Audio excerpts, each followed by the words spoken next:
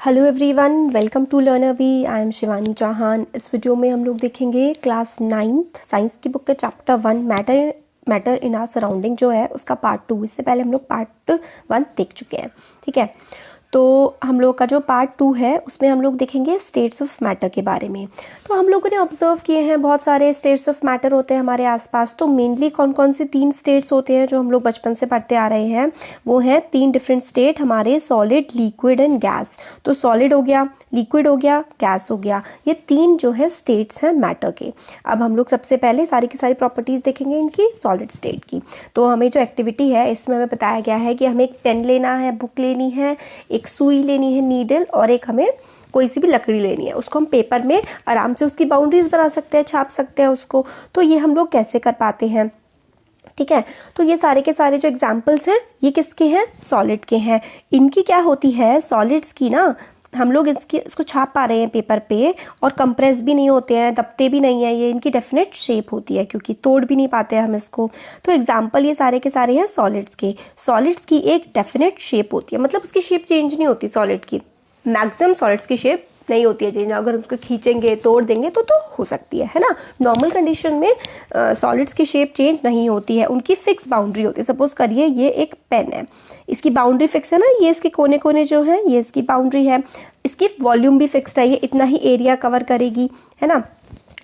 तो जो सॉलिड्स होते हैं उनकी डेफिनेट शेप होती है, डेफिनेट बाउंड्री होती है, और वॉल्यूम भी इनकी फिक्स्ड होती है। नेग्लिजिबल कंप्रेसिबिलिटी होती है। कंप्रेस होने का मतलब होता है दब जाना। आपके हाथ में मे बी अगर कोई बुक है, पेन है, आप उसको दबा के देखिए, नहीं दबता है, और बहुत तेज दबाएंगे तो शायद टूट जाएगा। तो कंप्रेसिबिलिटी, दबते भी कम है। और सॉलिड्स जो होते हैं ना, उनकी टेंडेंसी होती है कि वो अपनी शेप को मेंटेन करें।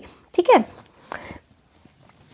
To maintain their shape when the subjected to outside force. जब मैं उसको दबा रही हूँ, अपने पेन को, पेंसिल को दबा रहे हैं, तो अपनी शेप फिर भी मेंटेन कर पा रहा है। और सॉलिड बहुत ज़्यादा मतलब ब्रेक हो जाएंगे अगर आप लोग उनकी बहुत ज़्यादा दबाएंगे, मगर उनकी शेप को चेंज करना काफ़ी डिफिकल्ट होता है। इसलिए हम बोलेंगे कि सॉलिड रिजिड होते हैं। तो सॉलिड की क्या क्या प्रॉपर्टीज़ हो गई? Solids have definite shape, definite volume, definite boundary, negligible बहुत ही कम compressibility, and they are rigid. ठीक है, अब हम लोगों को वही एग्जाम्पल कंसिडर करने हैं कि रबर बैंड को आप खींचिए तो आप शेप चेंज कर देंगे, और जो शुगर है, सॉल्ट है, उनके अगर आप लोग डब्बे में भरेंगे तो पार्टिकल्स के बीच में स्पेस रह जाएगा। स्पॉन्ज होता है ना जो दब जाता है, ये सब किसके एग्जाम्पल है? सॉलिड के एग्जाम्पल है।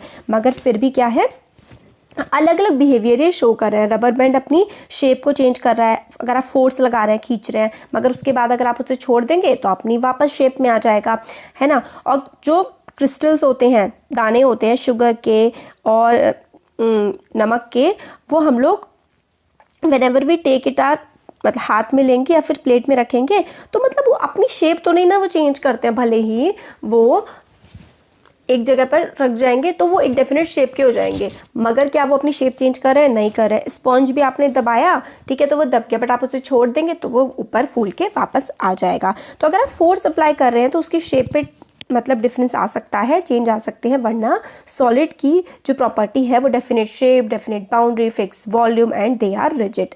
ठीक है, ये इसकी प्रॉपर्टी है। तो सॉलिड की 4-5 जो प्रॉपर्टीज़ है ये आपको याद रखनी है।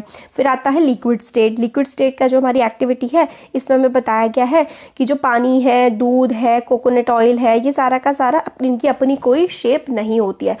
Liquids do not have shape of their own, they take the shape of the container. मतलब क्या हुआ भाई, देखिए अपनी कोई फिक्स शेप नहीं होती है उनकी, जिस आप कंटेनर में रखेंगे उसी की ये शेप ले लेंगे। आप अपनी ऑयल की बॉटल देखिए, ऑयल की वही शेप है जो आपके बॉटल की शेप है ना। तो यही इसमें बताया गया है कि लिक्विड जो होता है उनकी कोई अपनी शेप नहीं होती है। They do not have fix shape, they take the shape of container in which they are kept in, जिसमें उनको रखा जाता है वो उस कंटेनर की शेप ले लेते हैं। ठीक है, लिक्विड जो है फ्लो करते हैं और अपनी शेप को चेंज कर लेते हैं। तो लिक्विड रिजिड नहीं होते, और जो चीज़ रिजिड नहीं होती है, जो चीज़ ऐसे ही आराम से फ्लो कर सकती है, जो चीज़ तैर सकती है आराम से, उसको हम लोग फ्लूइड बोलते हैं। ठीक है, तो लिक्विड और जो गैस होते हैं ना, दोनों के दोनों फ्लूइड होते हैं। तो एक्टिविटीज़ हमने देखी थी, इससे हम लोग को पता लगा कि जो सॉलिड्स और लिक्विड होते हैं, मतलब इससे पहले एक्टिविटी 1 और 4 लास्ट वीडियो में हमने देखी थी कि वही डिफ्यूजन का था कि एक दूसरे में मिक्स हो जाते हैं अलग अलग। जैसे कि सॉलिड जो है, सॉलिड क्या है, नमक हो गया, चीनी हो गई, ये पानी लिक्विड है, इसमें आराम से मिल जाता है।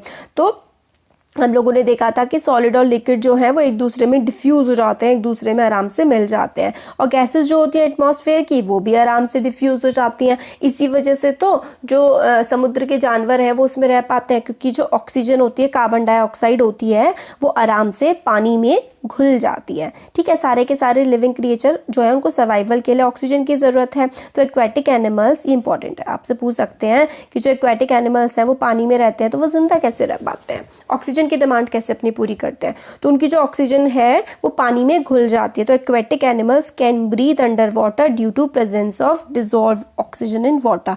एक्वेटिक एनिमल्स पानी में सांस ले पाते हैं क्योंकि ऑक्सीजन पानी में घुली हुई होती है। इससे हम कंक्लूड करते हैं कि सॉलिड, लिक्विड और गैस जो है वो एक लिक्विड में डिफ्यूज हो सकती है। मतलब जो है सॉलिड भी लिक्विड में मिल जाता है और गैस भी लिक्विड में मिल जाती है, जैसे कि ऑक्सीजन, कार्बन डाइऑक्साइड पानी में घुल जाता है। अब हमें रेट ऑफ डिफ्यूजन के बारे में बताया गया है। जो डिफ्यूजन का रेट होता है लिक्विड का, वो हायर होता है सॉलिड से। मतलब जो डिफ्यूजन होता है ना किसमें, लिक्विड में, वो ज़्यादा होता है डिफ्यूजन इन सॉलिड से।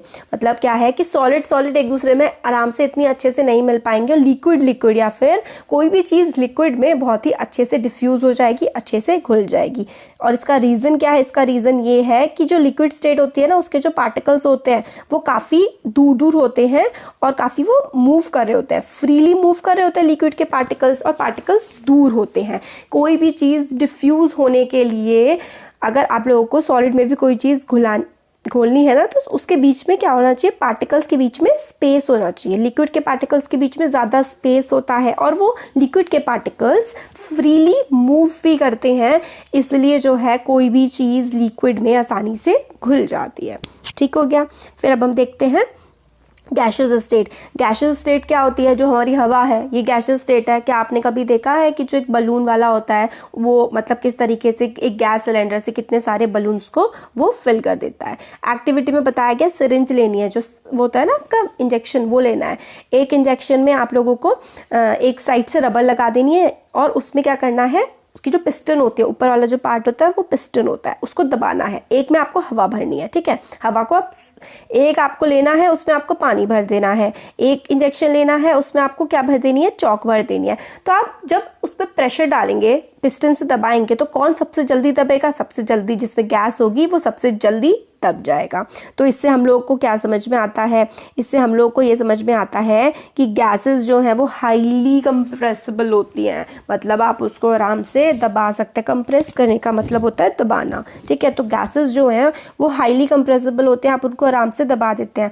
किसके कंपैरिजन में, सॉलिड्स और लिक्विड में। तो सबसे ज़्यादा कंप्रेसिबल क्या हुआ, सबसे ज़्यादा कंप्रेसिबल होती हैं गैसेस, उसके बाद लिक्विड और उसके बाद सॉलिड। तो गैसेस आर मोस्ट कंप्रेसिबल, आप आराम से उनको दबा सकते हैं, ठीक है। तो एग्जांपल इसके आप, जैसे कि आपके जो घरों में सिलेंडर आते हैं ना, एलपीजी सिलेंडर, इसके अंदर जो गैस होती है ना उसको दबा करके, कंप्रेस करके भरा जाता है। और जो ऑक्सीजन सप्लाई सिलेंडर होते हैं ना हॉस्पिटल्स में, उसमें भी सीएनजी मतलब दबा के भरा जाता है गैस को, ठीक है।